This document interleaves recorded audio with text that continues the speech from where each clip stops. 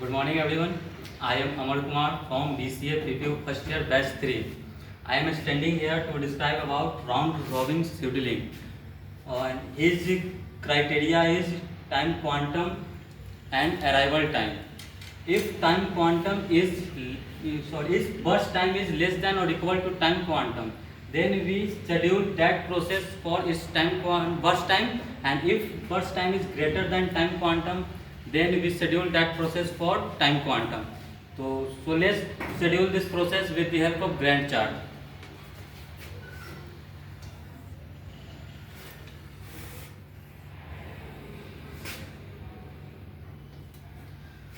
First we see the arrival time of all the process given here. So the first arrival time P1 is 0. So we first schedule P1.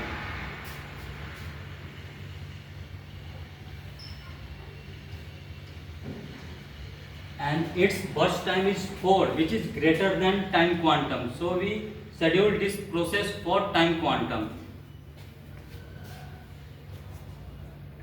Now we cut this burst time and it is left now 1. Now we see at time arrival 3 which process has come in ready queue. So let's see, first P1, second P2, third P3 and fourth P4.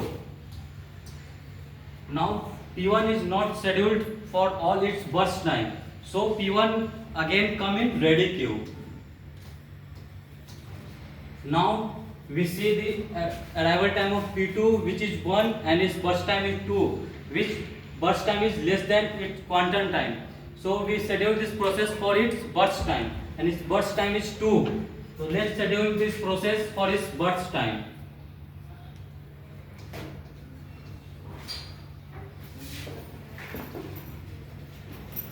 This process executes, so it lot come again in ready queue.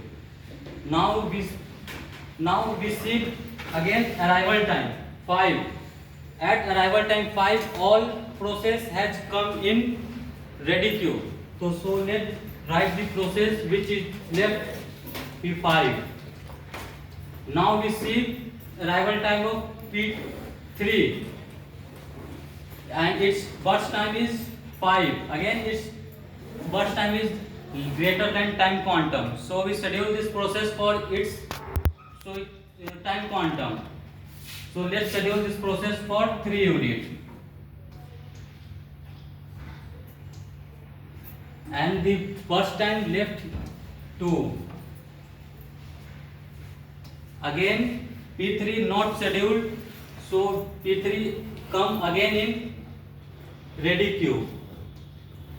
Now P4 burst time is 3 and it is equal to time quantum, so we schedule for 3 units.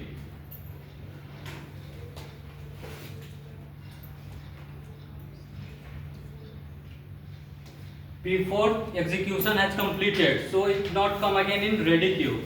Now we look about P1, whose burst time is 1 and is less than time quantum, so we schedule for its burst time.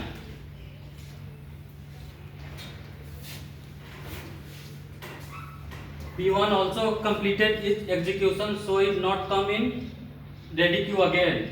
Now we see P5, whose burst time is 6 and time quantum is 3. So we schedule for time quantum, that is 3. So we schedule P5 for 3 units.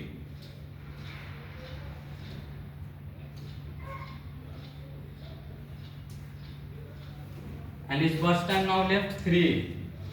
And it again come in ready queue for scheduling.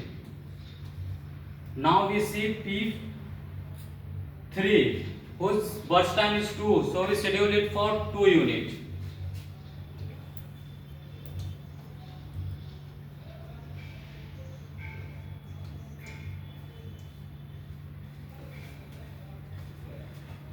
P3 also completed its execution, so it not come in ready queue again for scheduling. Now it's turn for P5.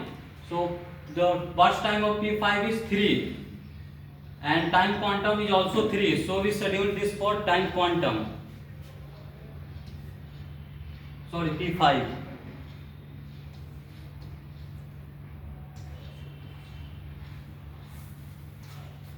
P5 also completed its execution. Now all the process has executed for its burst time. Now we find the completion time of that process. The completion time, what is completion time? So the process at which time it complete its execution is called completion time. So P1 complete its execution at 12. P2 complete its execution 5. P3 completed its execution at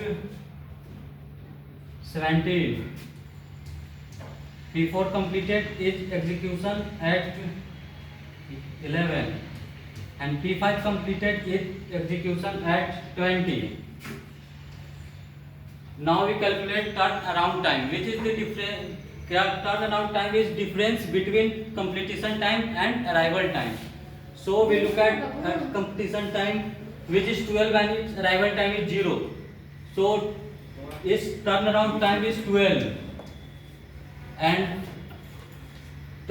completion time of Q2 is 5 and its arrival time is 1. So its completion time is 4. Now as it is, we find all the turnaround time of process. So P3 15, P4 8 and P5 16. Now we calculate waiting time.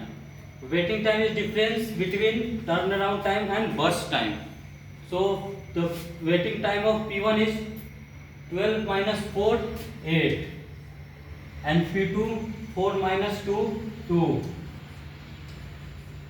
and P3 15 minus 5 10, P4 8 minus 3 5 and P5 16 minus 6 10.